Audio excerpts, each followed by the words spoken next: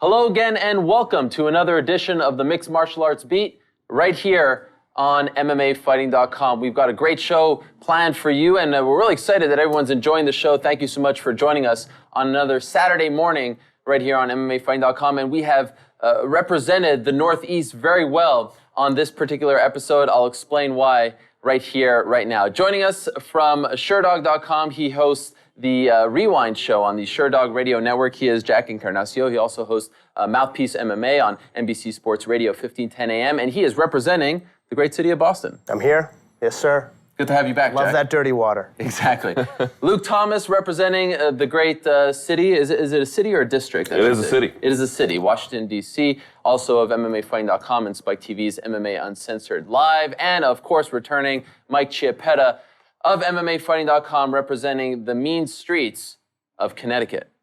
The toughest of the original 13 colonies. Very well, and you said that with such intimidation. Very good. Exactly. Very good to have you guys, and looking forward to this episode very much. One of the big news stories of the week, I think, was Dana White telling SI.com that a women's division is absolutely going to happen in the UFC. Now, he sort of, after speaking to him, said, well, this is not exactly news, I've been saying this. And he has been sort of warming up to the idea of women's MMA, but this is the first time that he has put out a definitive statement that women's MMA is coming to the UFC. Luke, let's start with you.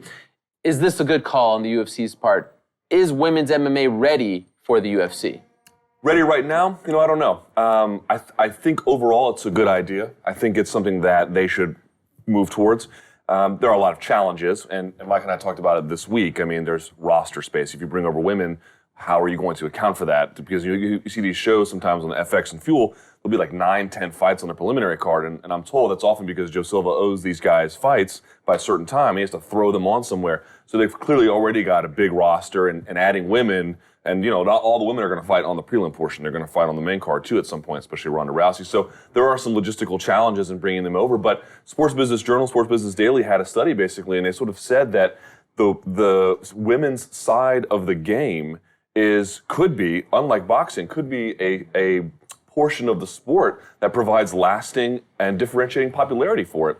And, there's still some work to do, but that is interesting to me. I think, this idea that men don't want to see women fight, I think that dynamic does exist. And, Invicta pulled hardly any people to their live event.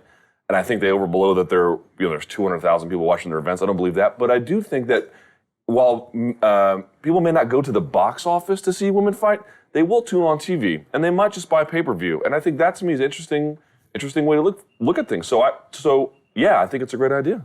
Jack, if Ronda Rousey was not around, if she wasn't an MMA fighter, do you think this would be happening now? No, you need a star. You need someone who projects, someone who represents an opportunity to get the sport attention that it isn't getting now. And Ronda Rousey is the complete package in that regard. Not only one of the greatest athletes we've ever seen compete as an MMA fighter, but also someone who is so telegenic, so capable of taking advantage of interviews, knows what to say and how to say it when that red light is on, has already been invited on talk shows that other MMA fighters really haven't been, and the ESPN body issue as well. I mean, there's all kinds of reasons to point to Ronda Rousey as really, like Lou said, you're a differentiating star, someone that really will bring new eyeballs to the UFC, and that's always something the UFC needs to be in the game for, is finding ways to intrigue new people into the sport. They can never rest on their laurels in that regard. And Rousey and even female MMA writ large represents kind of a new frontier for them. And as they keep growing and adding weight classes and adding all kinds of trappings, it's becoming harder and harder to find new frontiers.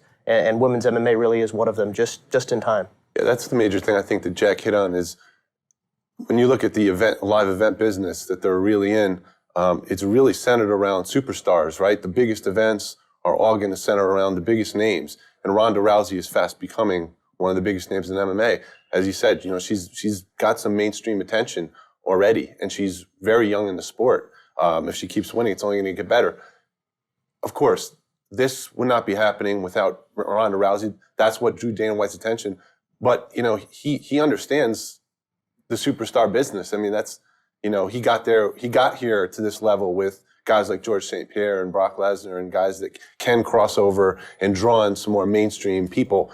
And this is a really interesting move. I think, one way to look at this is really this is kind of one of the biggest, I think, opportunities for women's professional sports in the last 20 or 30 years. If you think about it, I mean, to say that they're going to put women on the same playing field, so to speak, as the men in mixed martial arts at the UFC, where, you know, in theory, Ronda Rousey could main event a pay-per-view ahead of men. That's an amazing thing this day and age, and there's really no other sport that can boast of something like that. So I think it's a great, not only in terms of the women that are looking for these opportunities, but also for the UFC. That's a big feather in their cap for them to say, look at these opportunities that we're offering women in sports. Right. And ultimately, it's a very good thing if they pull it off. Luke, as recently as August, UFC on Fox 4 in Los Angeles, Dana White said, you know, I'm obviously a big fan of Ronda Rousey. He's made no secret of that. I know Miesha Tate, Cyborg, and that's pretty much it. He didn't even really know who Sarah Kaufman was, and Ronda was about to fight her for the title in a couple of weeks. Have things changed? I mean, he kept saying there's Ronda, there's Cyborg, there's Miesha Tate. What else? Why all of a sudden are women ready to come to the UFC? Is the division deep enough? Because that was always his big issue. A couple one-off fights. So now is the UFC going to do? Are they just going to have one-off fights? Because that's always what they said they didn't want to do. Yeah, I mean, when he says there'll be a women's division, I don't think there's going to be this sweeping change where, you know, every other Fuel card or every other FX or Fox card or even pay-per-view, you're going to see women consistently. I don't think that's true. I don't know how they could do that even if they tried, to be perfectly honest. And again, who are they going to take out? So it's going to be piecemeal. It's going to be cherry-picked. It's going to be Ronda Rousey, you know, the tip of the spear, basically, and to the extent they can get Cyborg and other people. But, you know, there's a question about, you know, do people want to see Ronda Rousey versus anybody? I mean, they want to see her versus Cyborg. But I think you're going to find that even when she fights Sarah Kaufman, not to diminish her, but that isn't the popular sort of phenomenon that a Cyborg or even a Tate is, people will still tune in. And I think that there'll be some other, this will, I mentioned before, it's a tip of the spear. I think this will generate slowly new dynamic pieces in that women's game. They may start poaching fairly, but poaching from Invicta. So listen, it's a long road. It's a tough road, and it will be, the mantelpiece will be Ronda Rousey, but I think it will begin to generate some change that will allow them to more substantively use women. I think your question and Luke's points actually drive something home that's fundamental to remind ourselves, especially as MMA media members who, you know, sort of are charged with hanging on Dana White's every word and detecting where he changes his position. Dana White, everyone says this as if it's like a catch-all way of just summarizing him and getting on with the discussion, but it's so true. He's a promoter, and he's only going to point to what he can deliver. And because of the Showtime Strikeforce relationship, he couldn't deliver Ronda Rousey in a UFC cage. So he was going to talk as if it wasn't feasible or wasn't going to happen imminently. And as soon as there is a spark of hope with these two shows canceled, a lot of folks talking about there just being spark of hope. 6 months. Yeah, there's just 6 months left. Sure. You know, potentially for Strikeforce and Showtime. Now is the time to start getting people to talk about it because now he can actually deliver it. If he can't deliver it, even if it's a great idea, he's not going to promote it heavily or express a lot of enthusiasm for it. And he brings up a great point. The elephant in the room, Mike, is Showtime and Strikeforce, right? We talk about Ronda Rousey making her debut in the UFC. She still has 3 fights left on that Strikeforce contract. And as far as we know, the Zuffa, Showtime, Strikeforce deal is still intact. How can you say that Ronda Rousey is going to make her UFC debut sometime in the future? What if she loses her next fight? What if she gets injured? Who knows what can happen? Isn't it kind of like putting the cart before the horse here? Yeah, but I think that Dana it is his job to build excitement. You know, it is his job to, people are constantly asking him, what's next? You know, what's the UFC going to do to get bigger and better? What's the next big event? What's the next super fight? What's the next stadium show? That's really what people focus on, the biggest and best that's available. And Ronda Rousey represents that in a sense. So I think that's his job. It's his job to build interest. Whether he can't come through with it or not, well, he's going to say, I tried. You know, I mean, it's the same thing with Fedor. I mean, he tried to bring Fedor Emelianenko into the UFC for a long time, wasn't able to. Oh well, you know, sometimes things aren't going to go your way, but you know, I think we all know that when Dana puts his mind to something, it generally gets done.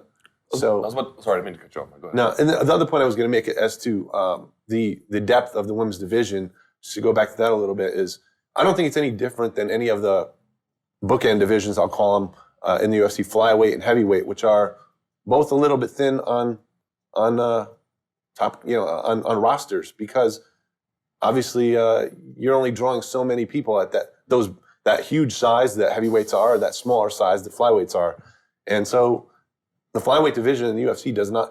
I don't know how many guys they have signed. I mean, it's a very small roster right now. but they're going to build it up over time. I don't see any reason why the women's division can't be the same way, that they start with a core roster of maybe 15 or 20 fighters, and as time goes and they're able to cherry pick more women as it goes along, I don't think that's a problem. I was just going to say, two things quickly. Dana White has gravitational pull on influence simply by speaking things, right? So he can say, there's going to be a women's division and we're going to get Rousey in the UFC, or if not those terms, but sort of allude to it. And that begins to snowball and create momentum, and there's a feedback loop because the fans say it and they say it back to him and he says it back to them, and there begins to build this energy where that is real pressure on Showtime and Strikeforce to do something about it. Do they want to continue this relationship with Zuffa? Do they want to cut her loose? Whatever the case may be, he actually can influence events that way. And the second thing is, Rousey, you just can't let her pass. Like, if you're Dana White, you'd be foolish to not create pressure. It's never going to get better than Ronda Rousey, right? Gina Carano had a pretty face and she could fight pretty well. There is nobody in the same league of athlete as Ronda Rousey, not even Cyborg. She's a bigger lady, but Ronda Rousey is a once-in-a-generation kind of talent. And I know this makes some people angry. It's the truth, man. That we're talking about somebody who has brains, looks, the most legitimate athletic credentials, literally in U.S. women's history, some of the best, especially for her sport, obviously, and coming over and just acclimating to the game with ease. You, as a promoter, to see what she is doing, it would be malpractice to not try and find a way to get her in your organization. Final point on women's MMA, Jack, we'll go to you here. We all enjoy combat sports, and we've seen women's boxing fail. It just doesn't seem like in other combat sports, the fans and the media embrace the women like we have in MMA. Why do you think that is? And it's interesting, and he mentioned Gina Carano. You can make the point that in the last 5 years, two of the biggest stars that have been created in MMA history. In that span, Gina Carano, Ronda Rousey. You go to a Strikeforce card, the fans love the women's fights. Cyborg is a star. Why do you think in MMA we have embraced the women, unlike in other combat sports? Well, besides boxing, Christy Martin actually was pretty close to being a breakthrough star, but that big fight didn't end up happening. But there was just one. Here you can at least name a few. Well, I mean, you can name a few, but I mean, there's two or three, as opposed to one. And it's been around a lot shorter time, period of time. Well, relatively speaking, I mean, women's boxing is kind of a 90s hating on my parade phenomenon. here. Oh, I'm sorry, my friend. That's not what I mean to do. Essentially what I'm saying is MMA is just going to give it a better shot than other sports really have. When you started talking about other sports, I was thinking WNBA and sort of not just so much combat sports. True. But I think Ronda Rousey she's just a television star, and that is what you start with. If you're also a great fighter, I mean, it's not what you start with, but when you're a great fighter and you're a television star, the UFC has to use you. It's like you said, promotional malpractice to not do that. And I think, the reason MMA fans and folks have embraced the idea of charismatic females fighting is because it's just a great spectacle to watch two really athletic women who know how to carry themselves and are interesting to watch and aren't difficult to look at, just go to war and beat each other up. If they put this on Fox Free TV, that's a huge rating. I mean, there's so much curiosity. How could you flip past the channel if Rousey and Cyborg are rumbling on Free TV? I think part of it is a generational thing as well. I think this generation, the MMA generation, is younger. The audience is younger demographically speaking than boxing, for example. So a lot of the women that grew up in this generation are Title IX. They grew up playing sports. They grew up competing. They grew up doing the same things that guys were doing, right? So that also filters into the men, the boys that grew up and became men. They're more open to these sorts of things. And I think that's one of the reasons you look at an MMA audience, it's a young audience. Well, they're used to have the women doing the same things alongside of them, even training martial arts. So now that they're competing, it's not really a strange thing to them. It just makes sense. Luke, speaking of Strikeforce champions, Dana White said a couple of interesting things over the last couple of weeks. He said that upon returning, Alistair Overeem is going to face the winner of Junior Dos Santos versus Cain Velasquez. Nick Diaz, once his suspension is up in February, he will not get an immediate title shot. Of course, a lot can change between now and then, but that's what he put out there. I think it would be a mammoth mistake on the UFC's part, especially if GSP wins. I would rather see Nick Diaz versus GSP than GSP versus Anderson.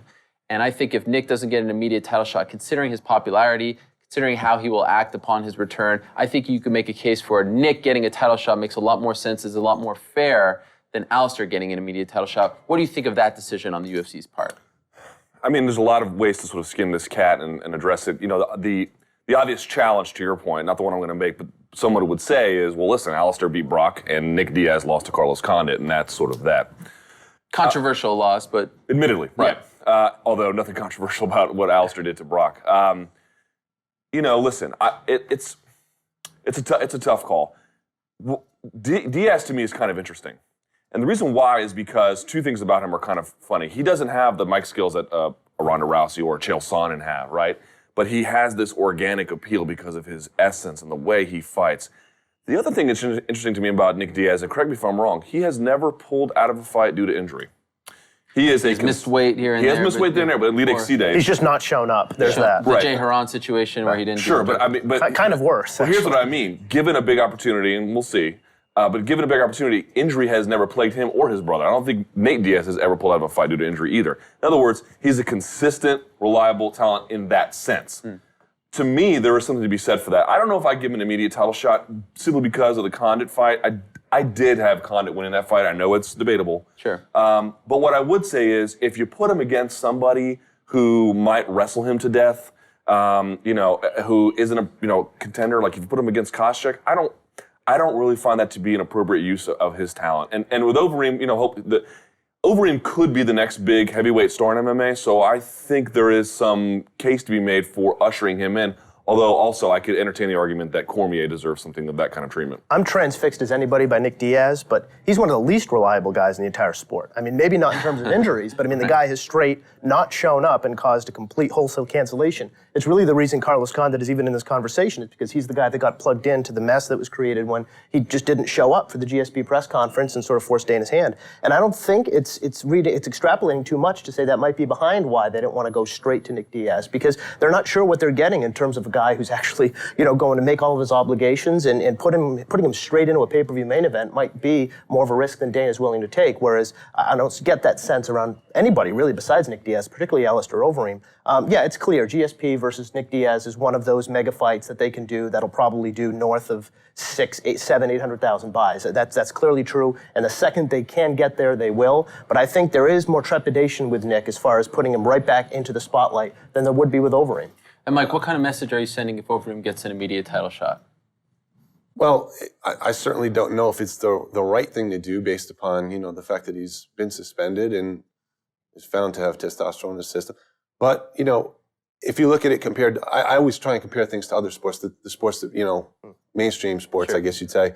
In other sports, when you get busted for something like this, you serve your time, and then you go back up in the lineup or in the wherever you normally were. If you were the cleanup hitter, you come back from your suspension, you're probably still going to be the cleanup hitter.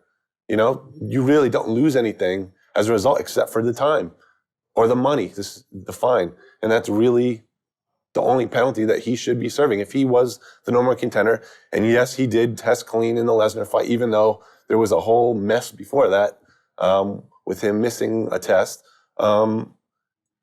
he served his penalty. And I think that's really the only thing that they should be enforcing on him.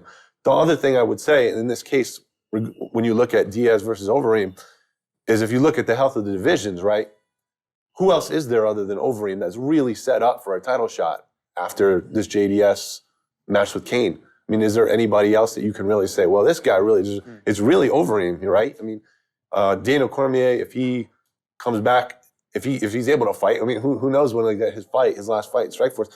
But say he fights in January and he wins, maybe he'd have a legitimate case, or he'd have the most legitimate case of anyone but Overeem, I think. In the welterweight division, we're really set up a lot better in terms of who's going to be the next contender with the Campman fight that's set up. When is this December? 154. No, it's actually the co-main event of GSP Condit, right? So that fight I think is setting up potentially who is the next championship contender. And you know what? I wouldn't be surprised if we're revisiting this a couple months from now when Nick Diaz is eligible.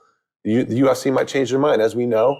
It's all circumstantial. Do that. It's also right. And George wants to fight Nick Diaz, right? So I think he wants that fight more than Anderson Silva, don't you? I do. So I think it's a money fight. As we've seen with Dana, when champions go to him and ask for something, he's very open to listening. So. Listen, there's no denying Nick Diaz is flaky, to what Jack was pointing out. When I say he's reliable, I only mean as an athletic talent, that if you can get him to the arena, he will be there for you. But, I would like to see the UFC insert themselves a little bit more into the storyline and the narrative of the events. Like, they do bring themselves in, but that Nick Diaz flaking and then getting moved and fighting Penn, there was a huge ruckus about that. There's energy and interest in that, and the UFC kind of pulls back when they promote these fights.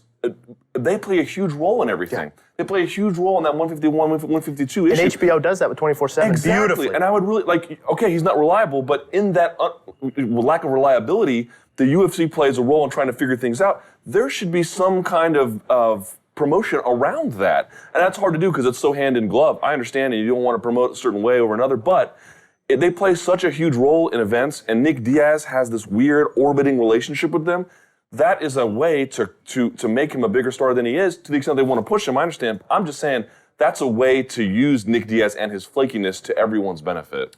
Jack, one of the other big stories of the week, the passing of Jeff Blatnick, a true MMA pioneer, a legend. I mean, any word you want to use synonymous with those words. I mean, that's who he was, a former medalist in the Olympics, former UFC commentator, former UFC commissioner, former judge. I mean, he's done it all and coined the phrase mixed martial arts, a true legend. And it started to make me think about our sport, because our sport is so young.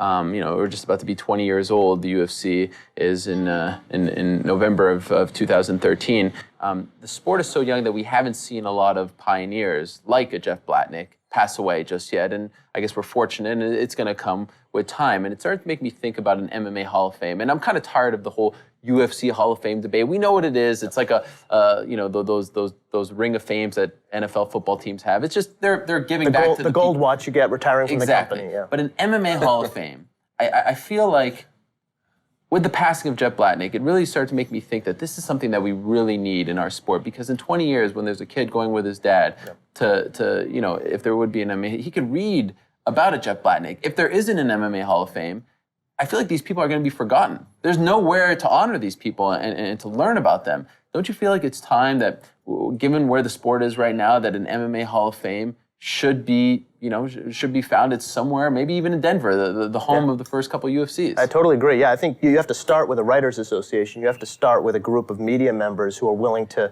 really invest in making wise and well thought out decisions. I mean, when it comes to all the other major sports Hall of Fames, that's where the energy is. That's where the vetting is done, is amongst the reporters on the sport and historians to a large degree. And so that sort of has to happen first before we kind of have that infrastructure to create a Hall of Fame, I think, as far as who's going to decide what and do they have credibility. But I totally agree. There needs to be kind of a third-party independent MMA Hall of Fame apart from the UFC's interests. I mean, frankly, if you didn't make Zuffa any money, or if you didn't fight in the UFC Zuffa, you're not going to be in the UFC Hall of Fame. And remembered. Well, it depends. I mean, I asked Frank Shamrock about that. I had him on the Rewind show, and I said, do you worry that if the UFC scrubs you from their history, that when they control the whole narrative of this sport, like WWE does in pro wrestling in 20 years, that really no one will remember you? Like, there is a chance that a few generations will pass, and you won't be part of that kind of surviving history. But say what you will about WWE, they have put people in their Hall of Fame. Well, that's after they bought all those companies. But the point is, the point that I'm trying to make, Luke, is that, and you bring up a great point about the UFC Hall of Fame. I just think that it's time, and Jeff could be in the UFC Hall of Fame because Dana liked it. I mean, Dana wrote about him on Twitter. They posted something. But I just think it's time. There are enough figures in our sport who have done so much to bring the sport to where it is, where I truly do believe, and I fear that these people will be forgotten. And Blatnick is a particular special case, right? So let's contrast Blatnick with Big John McCarthy. Now, I don't suspect when he's done and gone, Big John McCarthy, I don't mean dead, but just retired from the sport, will be remembered in the UFC Hall of Fame. But there were books written about him. There is... he's a famous referee. People know him, they cheer him, that kind of thing. But Blatnick was very much a behind-the-scenes operator, lobbying for cable companies in the early days, developing a rule book. These are unsung jobs that only the deepest insiders can really appreciate. And so, yes, he had the gold medal, but I mean, as far as MMA is concerned, he really had a job that is, there is inversely proportional to its importance and its visibility. And that's there are other guys who may not be in the Hall of Fame who may not suffer as much. So I don't mean to say that undermines your case. In fact, I think it makes it stronger. But I just mean to say that Blatnick really will suffer badly from not having the recognition he deserves. And the UFC doesn't want to. I frankly thought Dana White could have said a little bit more. I'm not bashing his response, but saying he helped us with regulation, he did a lot more than that. From UFC when Blatnick came along, they were already. They had been sanctioned in 4 states, they were talking about weight classes, gloves. It was under Blatnick that they used the 10-point must system and 5-minute rounds. These are serious points of architecture that he helped the sport create, and I really, it would be sad if that was not remembered. Do you see it happening, Mike?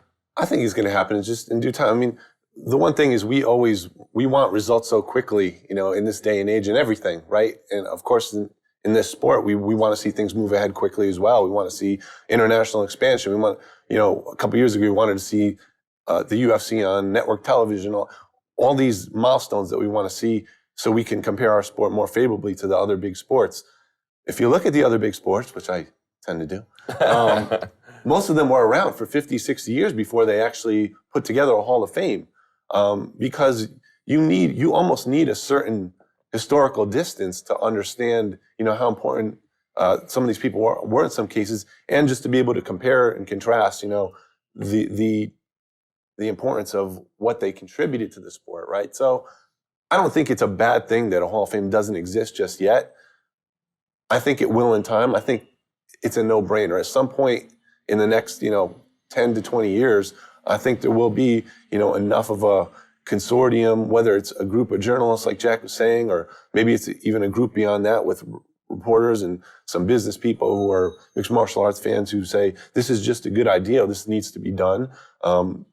There are people that need to be recognized that would otherwise be forgotten. I think it's going to happen. I mean, like I said, in other sports, it's taken 50, 60, 70 years to do it. This sport's 20 years old. Some of our first generation fighters are still competing, right? So it's something that's, I think with a little more time behind us, we'll have a better kind of perspective on everything, and it will sort of make a little more sense to do then. It sucks for people that, deserve to be in the Hall of Fame right now that are otherwise going forgotten, but I think in due time, it's going to happen.